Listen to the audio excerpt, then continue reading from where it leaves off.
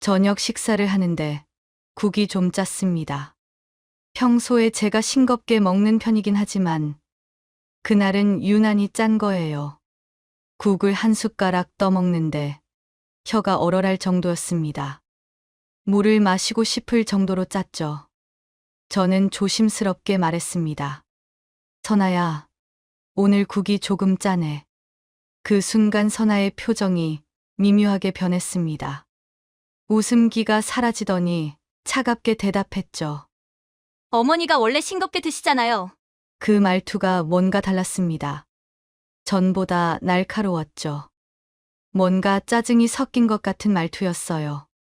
저는 당황했습니다. 그냥 짜다고 말한 건데 왜 저렇게 반응하는 걸까요? 며느리의 표정이 굳어 있었습니다. 나는 괜찮은데 정말 엄마가 싱겁게 드셔서 그런 거 아니에요? 아들까지 며느리 편을 드니까 저는 더 이상 아무 말도 할 수 없었습니다. 그냥 제가 예민한 건가 싶었죠. 괜히 말했다가 분위기만 이상해진 것 같았습니다. 이 모든 일이 어떻게 시작되었는지 그 이야기를 처음부터 들려드릴게요. 이야기 시작 전 무료로 가능한 구독과 좋아요 부탁드려요. 여러분의 작은 관심 하나하나가 제게 큰 힘이 됩니다. 지금 바로 시작합니다. 제 남편이 세상을 떠난 지 벌써 10년이 흘렀습니다. 함께 과일 가게를 운영하며 아들을 키우던 시절이 엊그제 같은데 어느새 저 혼자 남았죠. 처음엔 정말 힘들었습니다. 아침에 눈을 뜨면 옆자리가 텅 비어 있고 밥을 할 때도 혼자 먹을 만큼만 하게 되더군요. 그래도 저는 꿋꿋하게 살아왔습니다. 남편이 보고 있을 테니까요. 그런데 최근 들어 관절염이 심해졌습니다. 처음엔 그냥 나이 드는 게 이런 거겠거니 했는데 점점 걷는 것도 힘들어지더군요. 아침에 일어나서 화장실 가는 것도 벽을 붙잡고 가야 했습니다. 무릎이 시큰거리고 아팠죠. 계단은 엄두도 못 냈습니다. 병원에 가니 관절염이 꽤 진행됐다고 하더군요. 약을 먹고 물리치료를 받아도 크게 나아지지 않았습니다. 누가 옆에서 잡아주지 않으면 화장실도 혼자 가기 어려울 정도가 됐습니다. 집 안에서 넘어진 적도 몇 번 있었어요. 다행히 크게 다치진 않았지만 그때마다 무서웠습니다. 이러다 정말 큰일 나는 거 아닌가 싶었죠. 그렇게 혼자 지내는 게 점점 힘들어지자 아들 영호가 찾아왔습니다. 주말이었는데 영호가 며느리 선아와 함께 왔더군요. 저는 반가워서 밥을 차려주려고 했는데 일어나기가 힘들었습니다. 영호가 제 모습을 보더니 표정이 어두워졌어요. 엄마, 이제 저희랑 같이 살아요. 영호는 제 손을 꼭 잡으며 말했습니다. 저는 깜짝 놀랐습니다. 아들네 집에서 같이 살자니요. 그건 생각해 본 적도 없었습니다. 저는 고개를 저었죠. 아니야. 너희 불편하게 하고 싶지 않아. 너희한테 폐 끼치는 건 싫단다. 하지만 영호는 단호했습니다. 엄마, 아들이면 당연히 해야죠. 무슨 소리예요. 이렇게 아프신데 혼자 계시면 어떡해요. 그 말에 제 눈가가 뜨거워졌습니다. 이런 아들을 키웠다는 게 자랑스러웠죠. 저는 결국 아들의 제안을 받아들이기로 했습니다. 이대로 혼자 살다간 정말 큰일 날 것 같았거든요. 그리고 솔직히 아들과 함께 지낼 수 있다는 게 기뻤습니다. 외롭지 않을 것 같았죠. 혼자 사는 집을 팔고 그 돈을 아들에게 주려고 했습니다. 그런데 영호는 고개를 저었습니다. 엄마, 그 돈 저희 주지 마시고 노후 자금으로 가지고 계세요. 관절염 괜찮아지면 그 돈으로 같이 여행 다녀요. 그러니까 얼른 건강해지세요. 영호는 환하게 웃으며 말했습니다. 저는 가슴이 벅차올랐죠. 세상에 이런 효자가 어디 있을까 싶었습니다. 그런데 영호 옆에 서 있던 며느리 선아의 표정이 조금 이상했습니다. 웃고는 있었지만 눈빛에 뭔가 불편한 기색이 스쳤죠. 입꼬리는 올라가 있는데 눈은 웃지 않는 그런 표정이었습니다. 저는 그 순간을 놓치지 않았습니다. 오랜 세월 동안 사람 보는 눈이 생긴 저로서는 그 미묘한 변화를 느낄 수 있었죠. 어머니, 짐 되는 거 싫어요. 선아가 짧게 한마디 했습니다. 웃으면서 한 말이었지만 저는 그 속에 담긴 진짜 뜻을 느낄 수 있었습니다. 그 말투에 뭔가 가시가 있었어요. 하지만 그땐 그냥 넘어갔죠. 며느리도 나름 신경 쓰이겠거니 생각했습니다. 아들이 어머니를 모시겠다고 하면 며느리 입장에선 부담스러울 수도 있으니까요. 갑자기 시어머니가 들어온다는 게 쉬운 일은 아닐 테니까요. 저는 최대한 폐를 끼치지 않으려고 마음먹었습니다. 조심하고 또 조심해야겠다고 생각했죠. 며느리한테 불편하게 하지 말아야겠다고요. 짐을 정리하는 동안 여러 생각이 들었습니다. 남편과 함께 살던 집을 떠나는 게 쉽지 않았죠. 곳곳에 남편과의 추억이 배어 있었으니까요. 하지만 아들과 함께 지낼 수 있다는 생각에 한편으로는 기대도 됐습니다. 이제 혼자가 아니라는 것만으로도 위로가 됐죠. 관절염만 좀 나아지면 아들이 말한 대로 여행도 다닐 수 있을 거라는 희망도 생겼습니다. 아들네 집으로 이사하는 날, 영우와 선아가 함께 짐을 옮겨줬습니다. 저는 관절 때문에 아무것도 할 수 없었고, 그저 지켜볼 수밖에 없었죠. 선아는 열심히 짐을 나르면서도 가끔 저를 힐끗힐끗 쳐다봤습니다. 그 시선이 왠지 모르게 불편했지만 저는 애써 무시했습니다. 며느리도 힘들 텐데 괜히 예민하게 구는 것 같아서요. 새로운 시작이었습니다. 아들과 함께 사는 삶이요. 저는 최대한 조심하고 또 조심하며 생활하기로 마음먹었습니다. 폐를 끼치지 않는 것, 그게 제가 할 수 있는 최선이라고 생각했죠. 하지만 앞으로 어떤 일이 벌어질지 저는 그때 전혀 몰랐습니다. 아들네 아파트로 이사한 첫날, 저는 정말 감격했습니다. 깨끗하고 넓은 방을 따로 마련해줬더군요. 침대도 새로 사고, 옷장도 준비해뒀습니다. 영호가 얼마나 신경을 썼는지 한눈에 보였죠. 저는 아들의 손을 꼭 잡고 말했습니다. 영호야, 고맙다. 정말 고마워. 엄마, 당연한 거예요. 편하게 지내세요. 영호의 눈가가 붉어졌습니다. 저도 울컥했죠. 남편이 떠나고 혼자 지내던 10년이 주마등처럼 스쳐 지나갔습니다. 이제는 외롭지 않겠구나. 그런 생각이 들었습니다. 아들과 함께라면 남은 인생을 행복하게 살 수 있을 것 같았어요. 처음 며칠은 정말 좋았습니다. 선아가 저를 잘 챙겨줬거든요. 화장실 갈 때마다 부축해주고 식사 시간마다 제 방으로 와서 데려가줬습니다. 밥도 맛있게 해줬죠. 된장찌개, 김치찌개, 생선구이까지. 제가 좋아하는 음식들을 해줬습니다. 반찬도 여러 가지 준비해서 상을 차렸어요. 저는 정말 감동했습니다. 며느리가 이렇게까지 신경 써줄 줄 몰랐거든요. 저는 주변 사람들에게 자랑했습니다. 동네 친구한테 전화해서 말했죠. 우리 며느리는 정말 천사야. 이렇게 잘해줄 줄 몰랐어. 밥도 맛있게 해주고 화장실 갈 때마다 부축도 해주고 말이야. 친구는 부러워하며 말했습니다. 요즘 그런 며느리 어디 있어. 정미 언니 정말 복 받은 거야. 저도 그렇게 생각했습니다. 정말 운이 좋다고요.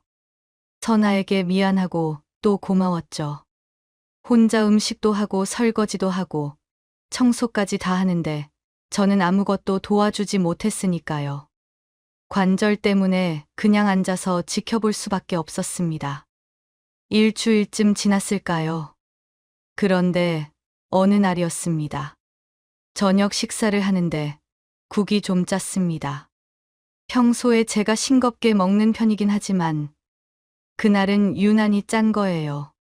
국을 한 숟가락 떠먹는데 혀가 얼얼할 정도였습니다. 물을 마시고 싶을 정도로 짰죠. 저는 조심스럽게 말했습니다. 선아야, 오늘 국이 조금 짜네. 그 순간 선아의 표정이 미묘하게 변했습니다. 웃음기가 사라지더니 차갑게 대답했죠. 어머니가 원래 싱겁게 드시잖아요. 그 말투가 뭔가 달랐습니다. 전보다 날카로웠죠. 뭔가 짜증이 섞인 것 같은 말투였어요. 저는 당황했습니다.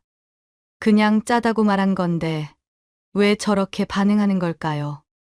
며느리의 표정이 굳어 있었습니다. 영호도 옆에서 한마디 거들었습니다. 나는 괜찮은데 정말 엄마가 싱겁게 드셔서 그런 거 아니에요? 아들까지 며느리 편을 드니까 저는 더 이상 아무 말도 할 수 없었습니다. 그냥 제가 예민한 건가 싶었죠. 괜히 말했다가 분위기만 이상해진 것 같았습니다. 선아의 기분을 상하게 한 것 같아 미안했어요. 저는 억지로 웃으며 말했습니다. 그래. 내가 싱겁게 먹어서 그런가 보네. 미안하다. 하지만 마음 한구석이 불편했습니다. 선아의 차가운 말투가 자꾸 떠올랐죠. 그리고 영호가 당연하다는 듯 아내 편을 든 것도 서운했지만 저는 참았습니다. 이제 막 같이 살기 시작했는데 괜히 분위기 망치고 싶지 않았거든요. 그날 밤 방에 누워서 생각했습니다. 며느리도 나름 힘들 거예요. 갑자기 시어머니를 모시게 됐으니까요. 저도 젊었을 때 시어머니 모시는 게 쉽지 않았던 기억이 납니다. 시어머니 눈치 보고 음식 입맛에 맞춰 하려고 애썼던 기억이요. 선아도 그럴 거라고 이해해야 한다고 스스로를 다독였죠. 며칠이 지났습니다. 저는 최대한 조심하며 지냈습니다. 선아가 해주는 음식에 대해선 아무 말도 하지 않았죠. 짜도 싱거워도 그냥 먹었습니다. 불평하지 않으려고 애썼습니다. 선아의 기분을 상하게 하고 싶지 않았거든요. 그런데 이상하게도 국은 계속 짰습니다. 다른 반찬은 괜찮은데 유독 국만 짰어요. 저는 의아했습니다. 하지만 선아가 고생해서 음식을 만드는데 제가 뭐라고 할 수 있겠습니까? 관절염 때문에 저는 아무것도 도와주지 못했습니다. 혼자 음식하고 설거지하고 청소까지 다 하는 선아를 보면 미안한 마음뿐이었죠. 그래서 그냥 참고 먹었습니다. 짠 국을 억지로 넘기면서요. 물을 많이 마시면서 먹었습니다. 어느 날은 정말 이상한 일이 있었습니다. 선아가 밥을 다 차리고 제 방으로 부축해 주러 왔습니다. 저는 선아의 팔을 잡고 식탁까지 갔죠. 영호는 이미 앉아서 기다리고 있었습니다. 그런데 그날은 국이 정말 너무 짰습니다. 도저히 밥이 안 넘어갈 정도였어요. 입에 넣자마자 뱉고 싶을 만큼 짰죠. 저는 어쩔 수 없이 말했습니다. 오늘은 국 안 먹고 그냥 물에 말아 먹을게. 그러자 영호가 옆에서 말했습니다. 그럼 제가 먹을게요. 영호가 제 국그릇을 가져가려는 순간이었습니다. 선아가 갑자기 깜짝 놀라더니 벌떡 일어나더군요. 그리고는 영호 손에서 국그릇을 확 빼앗아 싱크대로 가서 버려버렸습니다. 콸콸 소리를 내며 국이 하수구로 흘러내려갔죠. 그 모습을 보는데 뭔가 이상했습니다. 왜 저렇게 급하게 버리는 걸까요?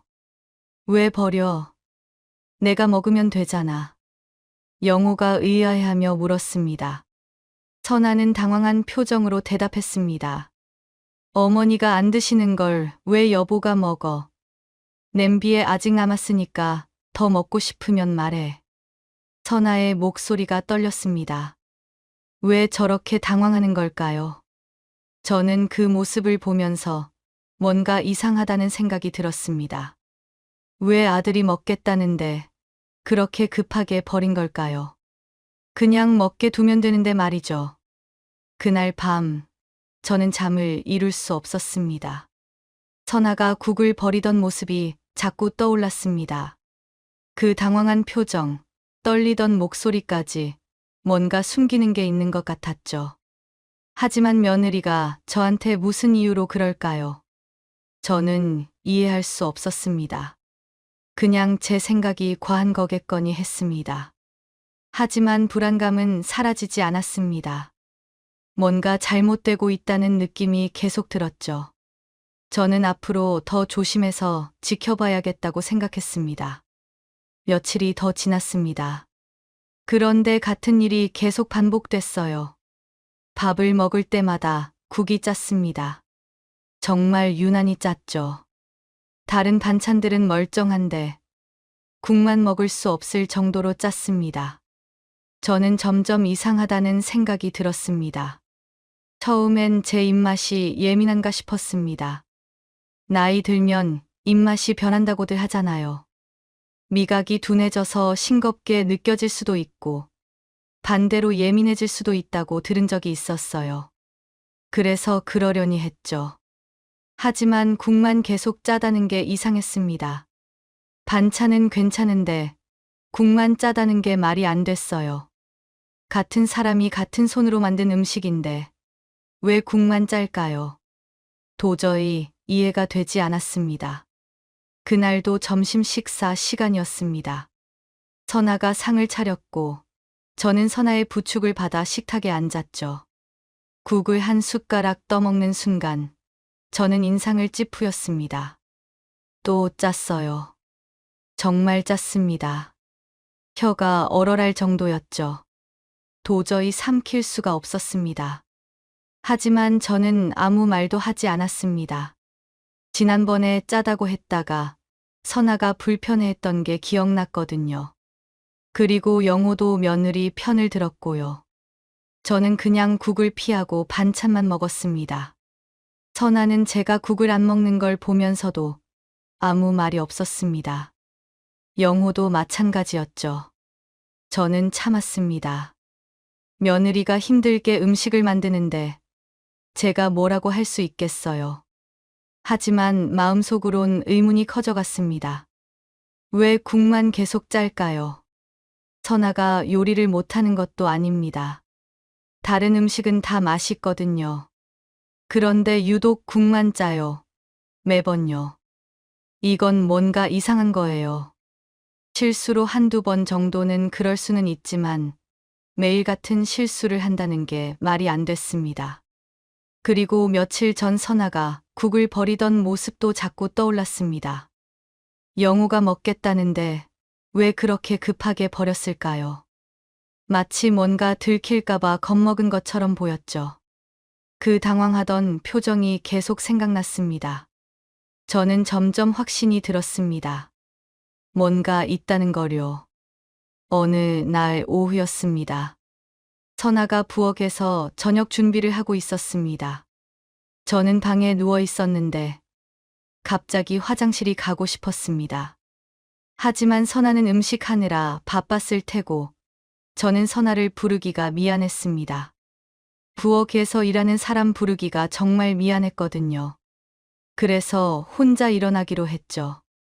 옆에 있던 지팡이를 잡고 일어났습니다. 다리가 아팠지만 참을 만했습니다. 저는 천천히 방문을 열고 복도로 나왔습니다. 절뚝거리며 화장실 쪽으로 걸어가고 있었죠. 그런데 부엌을 지나가는 순간 저는 그만 멈춰 섰습니다. 믿을 수 없는 광경을 목격했거든요. 선아가 국그릇에 소금을 넣고 있었습니다. 그런데 어느 한 그릇에만 소금을 계속 넣는 거예요. 한 숟가락, 두 숟가락, 세 숟가락. 제가 세어보니 네 숟가락이나 넣더군요. 저는 충격을 받았습니다. 그 국그릇은 제가 쓰는 그릇이었어요. 파란색 테두리가 있는 그릇이었죠. 선아는 제 국에만 소금을 넣고 있었던 겁니다. 도대체 왜 그러는 걸까요? 실수로 그럴 리는 없었습니다. 너무나 의도적으로 보였거든요. 저는 그 자리에 얼어붙었습니다. 머릿속이 하얘졌죠. 며느리가 일부러 제 국에만 소금을 넣고 있다니. 저는 이해할 수가 없었습니다. 왜 저한테 이러는 걸까요? 제가 뭘 잘못했나요? 그때 며칠 전 일이 떠올랐습니다. 영호가 제 국을 먹으려고 했을 때 선아가 깜짝 놀라며 버렸던 일 말이죠. 이제야 이해가 됐습니다. 영호가 먹으면 짜다는 걸 알게 될 테니까 급하게 버린 거였어요. 들키지 않으려고요. 그래서 그렇게 당황했던 거구나 싶었습니다. 저는 어떻게 해야 할지 몰랐습니다. 지금 당장 선아를 불러 세워 따지고 싶었습니다. 왜 제 음식에 소금을 넣냐고, 왜 저한테 이러냐고 물어보고 싶었죠. 하지만 저는 참았습니다. 지금 말하면 선아가 그 국을 버려버릴 게 뻔했거든요. 그럼 증거가 없어집니다. 영호한테 말해도 증거가 없으면 제 말을 믿을까요? 오히려 제가 노망난 노인 취급을 받을지도 몰랐습니다. 저는 조용히 화장실로 갔습니다. 다리가 후들거렸지만 어떻게든 혼자 갔습니다. 화장실 안에서 저는 한참을 멍하니 서 있었습니다. 도대체 왜 그러는 걸까요? 제가 뭘 잘못한 걸까요? 화장실에서 나와 다시 방으로 돌아왔습니다. 침대에 누워 천장을 바라봤습니다. 며느리가 절 미워하나 봅니다. 그래서 저렇게 하는 거겠죠. 하지만 저는 며느리한테 잘못한 게 없습니다. 최대한 조심하며 지냈고 불평도 하지 않았어요. 그런데 왜 저한테 이러는 걸까요? 저는 결심했습니다. 더 지켜봐야겠다고요. 증거를 확실하게 잡아야 한다고요. 그리고 때가 되면 영호한테 말하겠다고 마음먹었습니다. 가만히 제가 당하고 있지 않을 겁니다. 조용히 지켜보면서 확실한 증거를 모으겠다고 다짐했죠. 잠시 후 선아가 제 방으로 왔습니다. 어머니, 밥 다 돼서 모시러 왔어요. 선아는 밝게 웃으며 말했습니다. 하지만 저는 그 웃음이 가짜라는 걸 알았습니다. 그 웃는 얼굴 뒤에 어떤 마음이 있는지 이제 알게 됐으니까요. 저는 모른 척하며 선아의 팔을 잡았습니다. 선아는 저를 부축해 식탁까지 데려갔죠. 식탁에 앉아 국을 봤습니다. 제 국그릇이었습니다. 소금을 4숟가락이나 넣은 그 국이요. 저는 한 숟가락 떠먹었습니다. 역시나 엄청 짰습니다. 예상했던 대로였죠. 하지만 저는 아무 말도 하지 않았습니다. 그냥 참고 먹었죠. 물을 많이 마시면서요. 영우와 선아는 맛있게 식사를 했습니다. 아무것도 모르는 채로요. 저는 그들을 바라보며 생각했습니다. 언젠가 진실이 밝혀질 거라고요. 조금만 더 참자고 저 자신을 다독였습니다. 그날 밤 저는 계획을 세웠습니다. 증거를 확실하게 잡을 방법을요. 핸드폰으로 찍어야겠다고 생각했습니다. 선아가 제 국에 소금을 넣는 장면을 동영상으로 찍는 거죠. 그럼 증거가 확실하니까 영호도 믿을 겁니다. 아무도 제 말을 의심하지 못할 거예요. 저는 더 이상 당하지 않을 겁니다. 며느리의 진짜 얼굴을 밝혀낼 겁니다. 그렇게 다짐하며 잠이 들었습니다. 앞으로 본격적으로 증거를 모아야겠다고 생각했죠. 며칠이 지났습니다. 그동안 저는 관절염 치료를 열심히 받았어요. 약도 먹고 물리치료도 받았죠. 다행히 조금 나아졌습니다. 집 안에서는 혼자 걸을 수 있을 정도가 됐어요. 물론 절뚝거리긴 했지만 부축 없이도 다닐 수 있게 된 겁니다. 천천히 걸으면 화장실도 혼자 갈 수 있었죠. 정말 다행이었습니다. 저는 이제 기회를 엿봤습니다. 선아가 부엌에서 음식을 할 때를 말이죠. 증거를 잡을 때가 온 거예요. 그날도 선아는 저녁 준비를 하고 있었습니다. 저는 방에서 핸드폰을 꺼냈습니다. 동영상 촬영 기능을 켜놓고요. 심장이 두근거렸습니다. 긴장됐죠. 하지만 저는 이걸 해야 했습니다. 진실을 밝혀야 했으니까요. 이대로 당하고만 있을 수는 없었어요. 저는 조용히 방문을 열었습니다. 문을 여는 소리가 날까봐 조심스럽게 손잡이를 돌렸습니다. 선아는 부엌에서 무언가 열심히 하고 있었어요. 저는 살금살금 복도를 걸어갔습니다. 발소리가 나지 않게 조심했어요. 다행히 선아는 저를 눈치채지 못했습니다. 요리에 집중하고 있었거든요. 저는 부엌 입구 근처에 섰습니다. 벽 뒤에 살짝 숨어서요. 그리고 핸드폰을 들어 올렸죠. 화면 속에 선아의 모습이 보였습니다. 마침 선아는 국그릇 3개를 식탁에 놓았습니다. 그리고 냄비에서 국을 퍼 담기 시작했어요. 먼저 2그릇에 국을 담았습니다.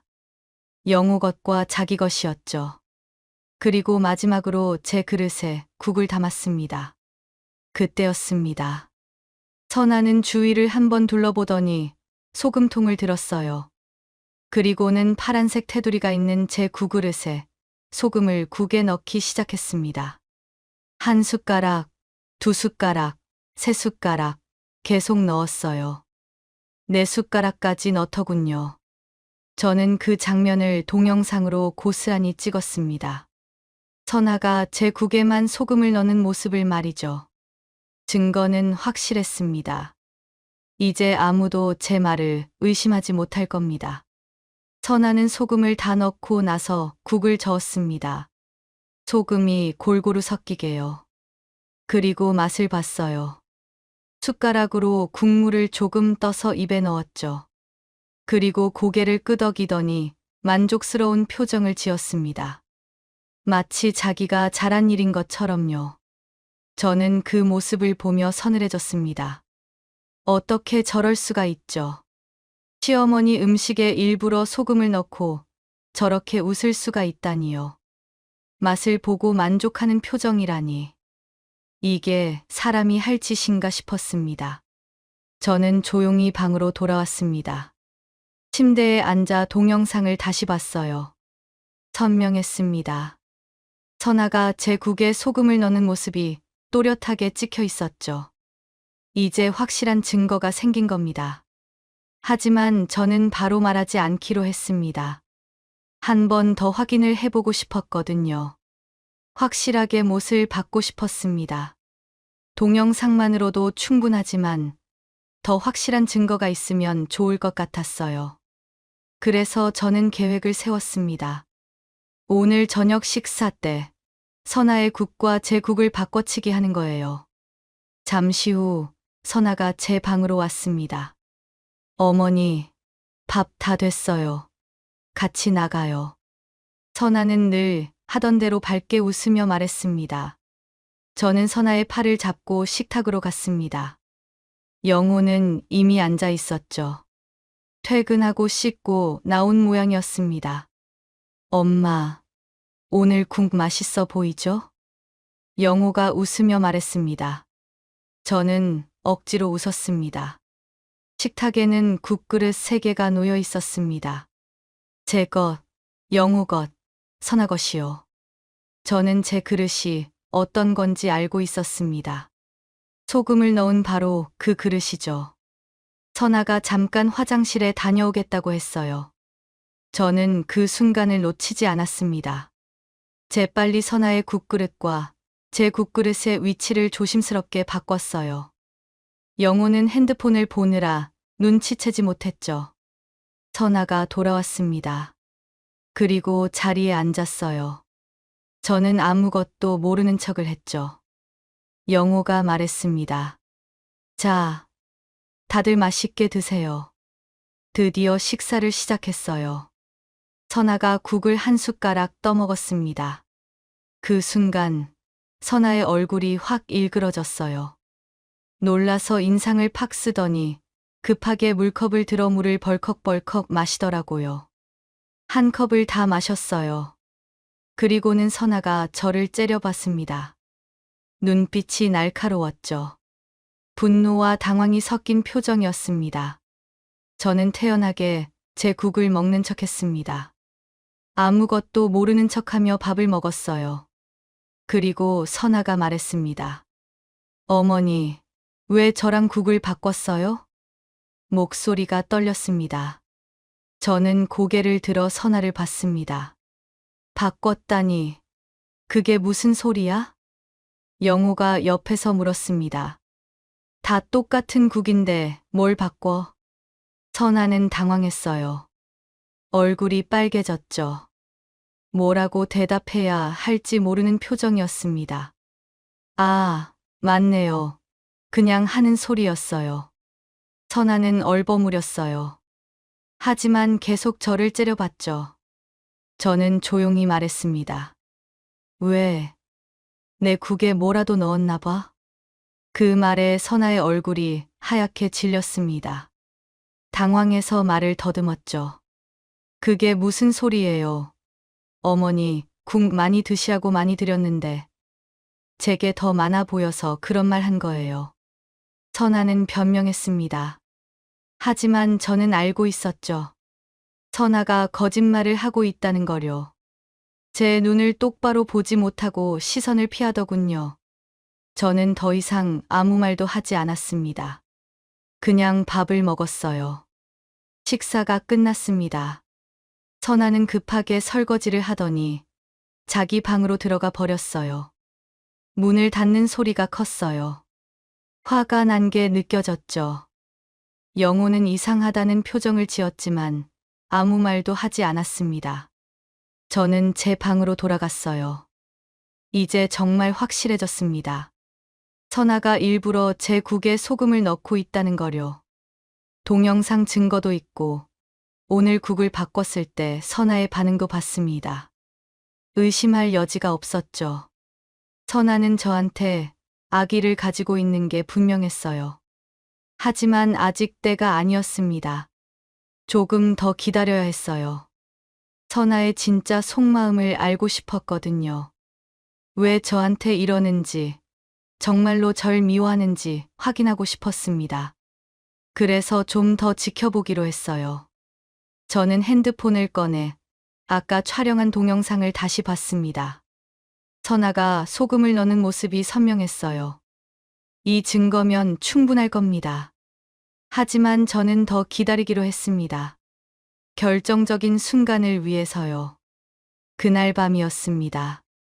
저는 방에 누워 있었는데 밖에서 선아의 목소리가 들렸습니다. 누군가와 통화하는 소리였어요. 목소리가 조금 컸거든요. 저는 귀를 기울였습니다. 언니, 나 진짜 힘들어. 선아의 목소리가 들렸습니다. 피곤하고 지친 목소리였죠. 친한 언니한테 전화하는 것 같았어요. 어머니가 눈치챈 것 같아. 아까 국을 내 거랑 바꿨더라고. 분명히 뭔가 알고 있는 거야. 혹시 내가 소금 넣는 거 봤나? 저는 숨을 죽였습니다.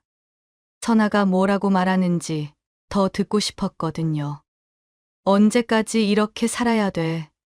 솔직히 요양원 보내고 싶어. 내가 너무 힘들어. 맨날 화장실 가는 거 부축하고, 밥 차리고, 설거지하고. 나 진짜 친구들 만날 시간도 없어. 요양원이라는 말에 저는 가슴이 철렁했습니다. 선아가 저를 요양원에 보내고 싶어 한다니요. 이 집에서 내보내고 싶다는 거였어요. 눈치챘으면 자기가 나간다고 말을 하든지. 노인네가 모르는 척하고 있으니까 더 짜증나. 언제까지 참아야 하는 거야. 저는 충격을 받았습니다. 선아가 절 이렇게 생각하고 있었다니요. 알았어. 언니, 조금만 더 참아볼게. 그래도 진짜 이젠 한계야. 선아는 통화를 끊었습니다. 그리고 한숨을 쉬더군요. 깊은 한숨이었어요. 저는 침대에 가만히 누워 있었습니다. 눈물이 났어요. 제가 이렇게 미움을 받고 있었다니. 아들 부부에게 패 끼치지 않으려고 최선을 다했는데 며느리는 절 이렇게 생각하고 있었어요. 심장이 쿵쿵 뛰었죠. 손이 떨렸습니다. 하지만 저는 침착해야 했어요. 저는 핸드폰을 확인했습니다. 다행히 통화 내용이 녹음되어 있었어요. 제가 혹시 모를 일에 대비해서 녹음 기능을 켜놓고 있었거든요. 그리고 선아의 통화 내용이 고스란히 녹음되어 있었습니다. 이제 증거는 충분했습니다. 동영상도 있고 녹음 파일도 있었죠. 선아가 제 국에 소금을 넣는 장면, 그리고 저를 요양원에 보내고 싶다는 말까지요. 이 정도면 영호도 믿을 겁니다. 아무리 아내 편을 든다고 해도 이런 증거가 있으면 믿지 않을 수 없을 거예요. 저는 결심했습니다. 이제 끝을 내야겠다고요. 더 이상 참을 수 없었습니다. 며느리가 절 이렇게 생각하고 있는데 제가 왜 여기 있어야 하나요? 하지만 이대로 그냥 나가고 싶지는 않았습니다. 진실을 밝히고 싶었죠. 선아의 진짜 얼굴을 영호한테 보여주고 싶었습니다. 다음 날 아침이었어요. 저는 평소처럼 식사를 했습니다. 역시나 국은 짰습니다. 하지만 저는 참았습니다. 곧 모든 게 끝날 테니까요. 조금만 참으면 된다고 생각했죠. 점심 때도 마찬가지였습니다. 저녁 때도 그랬죠. 저는 계속 짠 국을 먹으며 참았습니다. 선아는 여전히 밝게 웃으며 저를 대했습니다. 하지만 저는 그 웃음이 가짜라는 걸 알고 있었습니다. 그 웃는 얼굴 뒤에 어떤 마음이 있는지 다 알고 있었어요. 드디어 주말이 됐습니다. 영호가 집에 있는 날이었죠. 평일엔 회사에 가니까 저녁에만 볼 수 있는데 주말엔 하루 종일 집에 있었습니다. 저는 오늘이 바로 그날이라고 했어요. 진실을 밝힐 날이요. 저는 마음의 준비를 했습니다. 핸드폰에 있는 증거들도 다시 점검했어요. 점심 시간이 됐습니다. 선아는 늘 하던 대로 음식을 준비했어요. 저는 선아의 부축을 받아 식탁에 앉았죠. 영호도 이미 앉아 있었습니다. 오늘 날씨 좋죠? 점심 먹고 산책이나 할까요? 영호가 밝게 말했습니다. 저는 웃으며 대답했습니다. 그래, 좋은 생각이야. 하지만 속으로는 다른 생각을 하고 있었습니다. 오늘 점심 이후에 모든 게 달라질 거라고요. 산책은 못 갈지도 모른다고요. 선아가 국을 가져왔습니다. 저는 그 국을 보며 생각했어요. 이게 마지막이겠구나. 이제 더 이상 참을 필요가 없겠구나 싶었습니다. 평소처럼 저는 국을 한 숟가락 떠먹었어요. 역시나 엄청 짰습니다. 저는 국그릇을 내려놓고 영호를 봤습니다. 영호야. 네, 엄마. 영호가 고개를 들었습니다. 저는 조용히 말했습니다. 이 국 너가 먹어줄래? 엄마는 오늘 입맛이 없네. 영호가 의아한 표정을 지었습니다. 엄마, 괜찮으세요? 어디 아프세요? 아니야. 그냥 입맛이 없어서.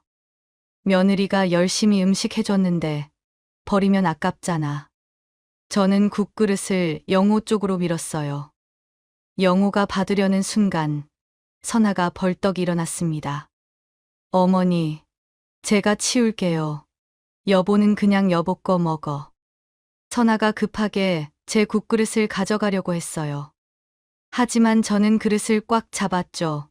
놓치지 않았어요. 왜 버려? 아들이 먹겠다는데 그냥 먹게 내버려둬. 버리면 아깝잖아. 저는 단호하게 말했습니다. 선아는 당황한 표정으로 저를 쳐다봤어요. 하지만 어쩔 수 없이 다시 앉았죠. 제가 그릇을 꽉 잡고 있으니까 뺏을 수가 없었던 거예요. 영호가 제 국을 받고 한 숟가락 떠먹었습니다. 순간 영호의 얼굴이 일그러졌어요. 왜 이렇게 짜? 영호가 소리쳤습니다. 그리고 자기 국그릇을 가져와 비교해서 먹어봤어요. 자기 국은 정상이었죠. 영호는 놀란 표정으로 선아를 봤습니다. 이게 뭐야? 왜 엄마 국만 이렇게 짜? 선아는 당황해서 말을 더듬었습니다. 얼굴이 새하얗게 질렸어요. 무슨 소리야? 똑같이 끓였는데 왜 어머니 국만 짜? 그럴 리가 없어. 영호가 국그릇을 선아 쪽으로 밀었습니다.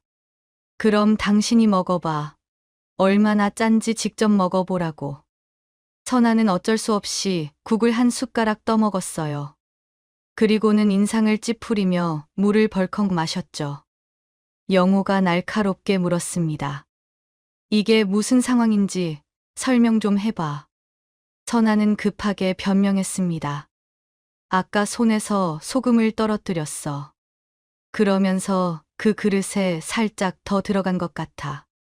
말도 안 되는 변명이었습니다. 소금이 떨어졌으면 바로 알 텐데 왜 그냥 뒀겠어요. 그리고 이렇게 짤 정도로 많이 들어갔으면 당연히 알았을 거예요. 저는 조용히 말했습니다. 너네한테 할 말이 있어. 영호와 선아가 저를 쳐다봤습니다. 저는 핸드폰을 꺼냈어요. 그리고 동영상을 재생했습니다. 화면에는 선아가 제 국에 소금을 넣는 모습이 선명하게 나왔습니다. 소금을 계속 넣는 모습이 똑똑히 보였어요. 영호와 선아 모두 놀랐습니다. 영호는 믿을 수 없다는 표정으로 선아를 봤어요. 입을 벌린 채 말을 못하더군요. 선아는 얼굴이 하얗게 질렸죠. 이건 조작이에요. 선아가 소리쳤습니다. 그리고 제 핸드폰을 뺏으려고 손을 뻗었어요. 저는 핸드폰을 뒤로 빼며 말했습니다. 이게 끝이 아니야. 저는 녹음 파일을 재생했습니다. 선아가 친구와 통화하는 내용이 흘러나왔죠. 요양원 얘기, 제가 눈치 없다고 하는 말들이요. 선아의 목소리가 또렷하게 들렸습니다. 영호는 충격을 받은 표정이었어요. 선아는 고개를 숙이고 아무 말도 하지 못했습니다. 손으로 얼굴을 가리더군요. 영호가 말했습니다. 이게 뭐야? 제대로 설명 좀 해봐. 선아는 고개를 들지 못했습니다. 그냥 고개를 숙인 채 앉아 있었어요. 영호가 선아 앞으로 다가갔습니다. 이게 뭔지 빨리 설명을 해봐. 왜 어머니 국에 소금을 넣은 거야? 저 통화 내용은 뭐고? 영호가 소리쳤습니다. 목소리가 떨렸어요. 화가 난 목소리였죠. 선아는 떨리는 목소리로 말했습니다. 솔직히 힘들었어. 선아가 고개를 들었습니다. 눈가가 붉어져 있었죠. 하지만 저는 동정심이 전혀 들지 않았습니다. 선아가 저한테 한 짓을 생각하면 전혀 미안하지 않았어요. 어머니 모시는 거 너무 힘들어. 화장실 갈 때마다 부축해야 하고, 나 친구 만날 시간도 없고, 어머니 병 간호만 해줘야 하잖아. 선아가 울먹이며 말했습니다. 하지만 저는 이해할 수 없었어요. 그게 이유라니요. 맨날 밥하고 설거지하고 청소하는 거 지쳐요. 그냥 어머니 요양원 보내면 안 돼요? 하루 종일 집에서 밥하고 설거지하고 청소하는 거 지쳐. 내 인생이 전혀 없어. 여보, 그냥 어머니 요양원 보내면 안 돼? 그 말에 영호가 폭발했습니다. 주먹을 식탁에 콱 내리쳤어요. 너 지금 뭐라고 했어? 요양원. 우리 엄마를? 영호가 선아를 노려봤습니다. 목소리가 떨렸죠. 어머니 아프면 우리가 모시는 게 당연하지. 그럼 누가 모셔? 평생 나 키우느라 지금 이렇게 아픈 건데 그게 말이 돼. 어떻게 그런 생각을 해? 선아는 고개를 숙였습니다. 영호가 다시 물었습니다. 더 큰 목소리로요. 왜 어머니 국에만 소금을 넣은 거야? 왜? 대답해봐. 선아가 떨리는 목소리로 대답했습니다. 어머니가 처음에 내가 만든 음식이 짜다고 했을 때 짜증났어. 열심히 음식했는데 짜다고 하니까 힘이 쭉 빠지더라고. 그게 너무 스트레스 받아서 그냥 아예 짜게 드시라고 소금 더 넣기 시작한 거야. 저는 어이가 없었습니다. 그게 이유라니요. 제가 국이 짜다고 말했다고 해서 일부러 소금을 더 넣었다니요. 그것도 한두 번도 아니고 매일같이.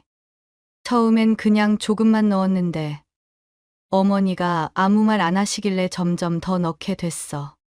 그게 내 스트레스를 푸는 방법이 된 거지. 선아의 말에 저는 충격을 받았습니다. 저를 괴롭히는 게 스트레스 해소라니요. 사람이 어떻게 이럴 수가 있죠. 영호도 믿을 수 없다는 표정이었어요. 영호가 차갑고 단호한 목소리로 말했습니다. 나는 어머니 평생 모실 거야.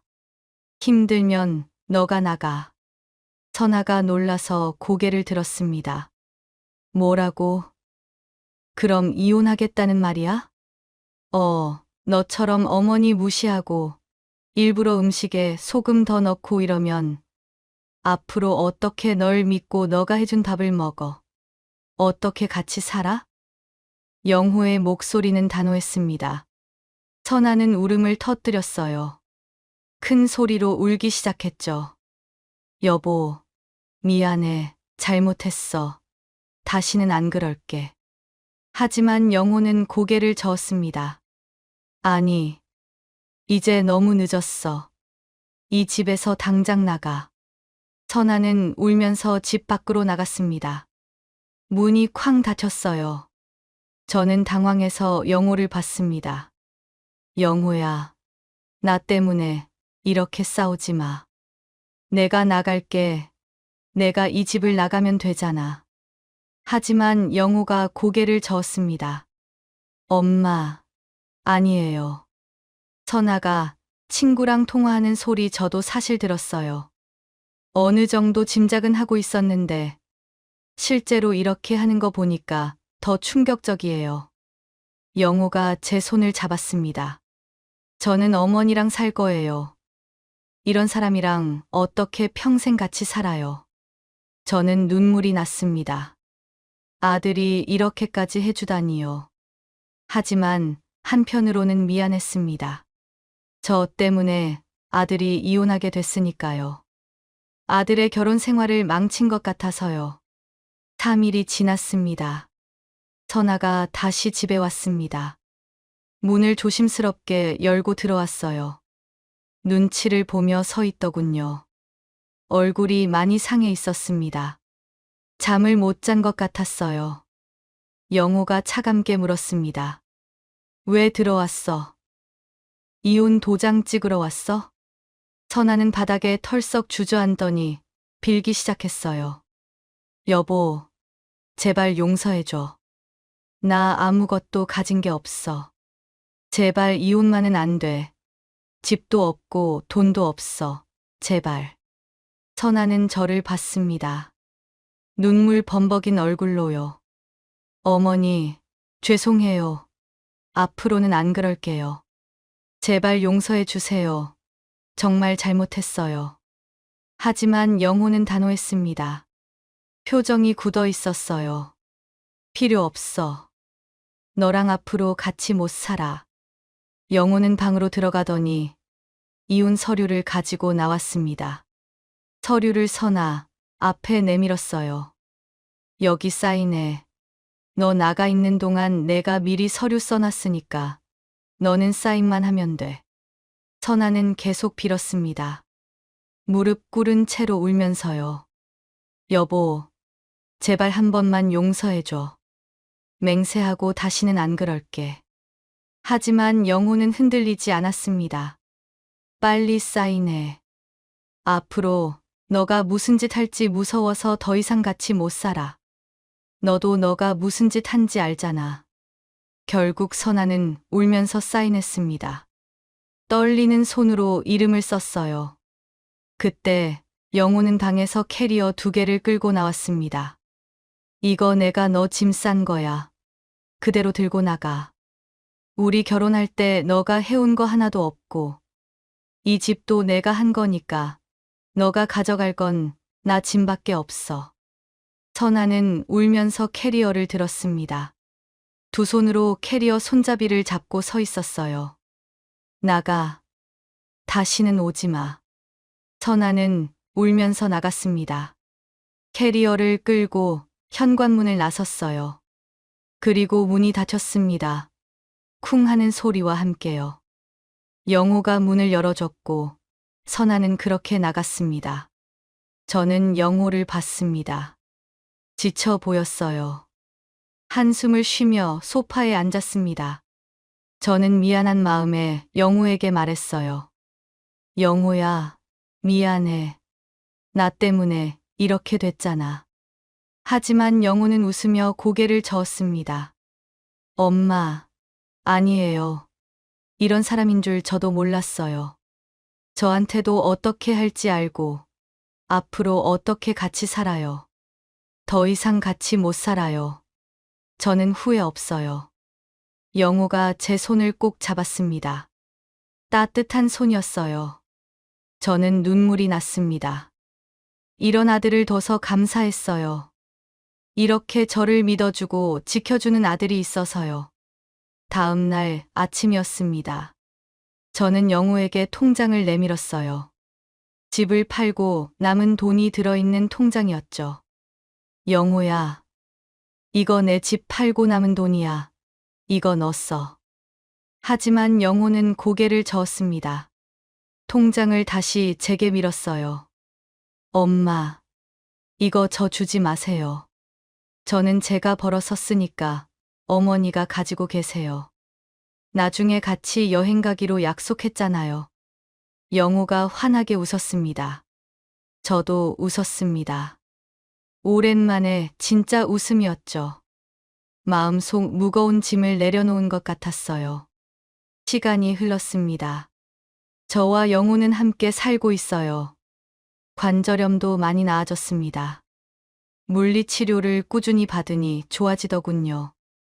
이제는 지팡이 없이도 걸을 수 있게 됐어요. 그리고 약속했던 여행도 다녀왔죠. 제주도에 갔습니다. 영호와 단둘이서요.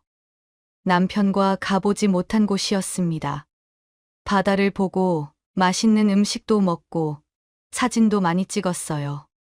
바닷가를 걷는데 영호가 말했습니다. 엄마, 행복하시죠? 저는 고개를 끄덕였습니다.